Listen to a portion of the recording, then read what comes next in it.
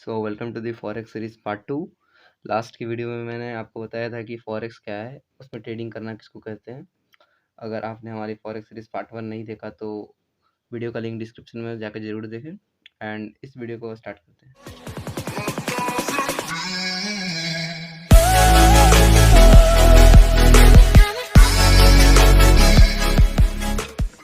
मैं आपको एक बात बताता हूँ। अगर आप फॉरेक्स में ट्रेडिंग करना चाहते हो, मीन्स करेंसी के अंदर ट्रेड करना चाहते हो, तो फॉरेक्स में ज़्यादा चेंजेस नहीं होते। मीन्स अगर अभी आपको डॉलर 70 रुपये का दिख रहा है तो कल के कल 80 नहीं पहुंच जाएगा। It's not possible. एक दिन में ज़्यादा से ज़्यादा आपको 2% का चेंजेस मिल जाएगा, या 2% टूट जाएगा, और 2% तक भी नहीं पहुंचता। मार्केट 0.50 या 1% में ही सिमट जाती है। तो क्या हम 1-2% के लिए ट्रेड करें? अब ऐसा है तो आप बोलोगे भाई ऐसा ही है तो स्टॉक मार्केट में ट्रेडिंग कर लो, उसमें तो कंपनी के शेयर्स 10-20% गिर जाते हैं और बढ़ जाते हैं, और दोनों में आपको मुनाफा हो सकता है। ये आप लोग जानते हो। अब क्वेश्चन ये है कि लोग फॉरेक्स में ट्रेडिंग क्यों करते हैं। भाई people trade in forex because broker give leverage. Forex में लोग इसलिए ट्रेड करते हैं क्योंकि उसमें ब्रोकर्स लिवरेज देते हैं। अब ब्रोकर और लेवरेज न्यू वर्ड आ गया। अब ये आपको पता नहीं होगा कि क्या है, तो पहले इसको समझते हैं, ठीक है।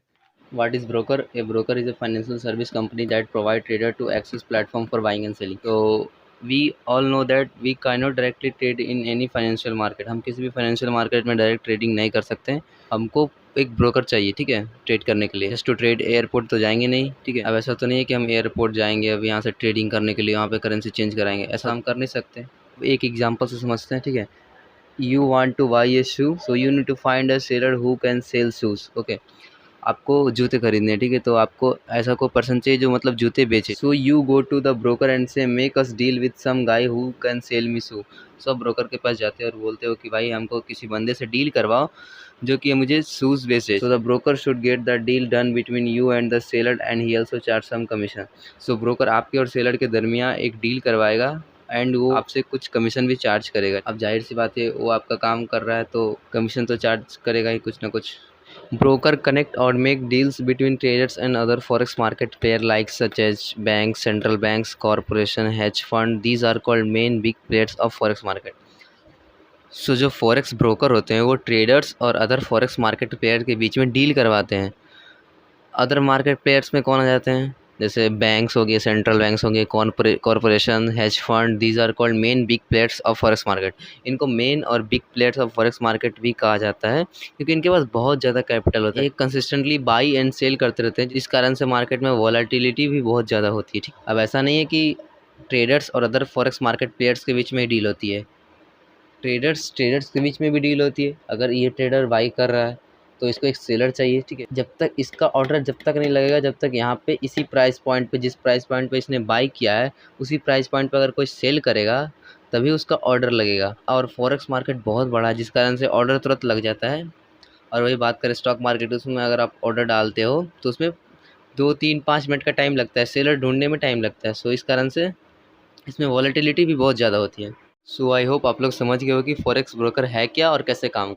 What is leverage? Financial leverage is basically an investment where borrowed money is used to maximize the returns of an investment. Leverage जो होता है ये बेसिकली एक टाइप ऑफ लोन होता है जो कि हमको ब्रोकर देता है ताकि हम कम पैसे में ज़्यादा की ट्रेड कर सकें। जस्ट एग्जांपल, $1 है हमारे अकाउंट में तो और हमने लिवरेज इंटू 500 का ले रखा है, तो हमारे जो ट्रेड है वो $500 का लगेगा और प्रॉफिट लॉस भी उसके हिसाब से होगा। अभी इसको हम डिटेल्स में समझते हैं। Imagine you come with Rs 10,000 to trade in the stock market. You bought 100 share of ABC company at Rs 100 each. You had a good day. Share price went to 100 to 110. So you made a profit of Rs 10 per share. So your profit for the day is Rs 10 per share into 100 is equal to 1,000 रुपये। Imagine हम 10,000 रुपये लेके stock market में trading करने हैं और हमने किसी भी कंपनी का, ABC कंपनी, किसी भी कंपनी का 100 शेयर खरीदा 100 रुपीज़ पर शेयर के हिसाब से, ठीक है। एंड उस दिन हमारा जो दिन है वो अच्छा जाता है और जो शेयर का जो प्राइस होता है वो 100 से 110 हो जाता है, ठीक है। सो 100 से 110 हो गया, मीन्स हमने 100 पे बाई किया था और उसका प्राइस अब 110 है, मीन्स हमको 10 रुपये पर शेयर पे हमको प्रॉफिट हुआ। तो जो हमारा उस दिन का जो प्रॉफिट होगा वो 10 रुपये पर शेयर इंटू 100 हमने क्वान्टिटी हमने शेयर की ली थी, ठीक है। मीन्स हमने 100 क्वांटिटी ख़रीदा था और जिसमें हमारा प्रॉफिट हो जाता है 1000 रुपीज़ का। सो आप ऐसा कह सकते हो कि अपने 10,000 इन्वेस्ट करके 100 रुपये कमाए। अब सेकंड सिनारियो ले लेते हैं।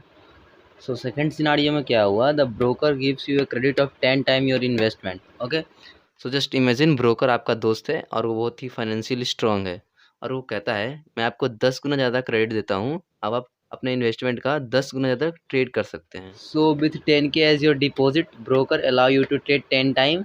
आपका जो डिपॉजिट है वो 10K ही है, 10,000 ही है, ठीक है। बट अब आपको ब्रोकर ने अलाउ कर दिया कि भाई अब आप 1 लाख तक की ट्रेड कर सकते हैं। 10,000 इंटू 10 मीन्स 10 गुना हमको क्रेडिट दिया ब्रोकर ने, तो 10,000 into 10 is equal to 1 lakh. Means अब हम लोग 10,000 के कैपिटल से 1 लाख तक की ट्रेड कर सकते हैं। Now let's imagine the same situation of RS10 पर शेयर। अब आप याद करो फर्स्ट सिनारियो में क्या था, हमने 10,000 के कैपिटल से 100 शेयर खरीदे थे 100 रुपीज़ के भाव से, मीन्स 100 रुपये के भाव से 100 शेयर खरीदे थे, ठीक है। और जो शेयर का प्राइस था 100 से 110 तक गया था, तो हमको 10 रुपये पर शेयर प्रॉफिट हुआ था। अब ये नए कैलकुलेशन के हिसाब से अगर हम पुराना एग्जांपल दोहराएं जिसमें आपको 10 RS पर शेयर पे प्रॉफिट हुआ है, now with broker credit you about 10 time means 100 into 10 is equal to 1000 share, ठीक है।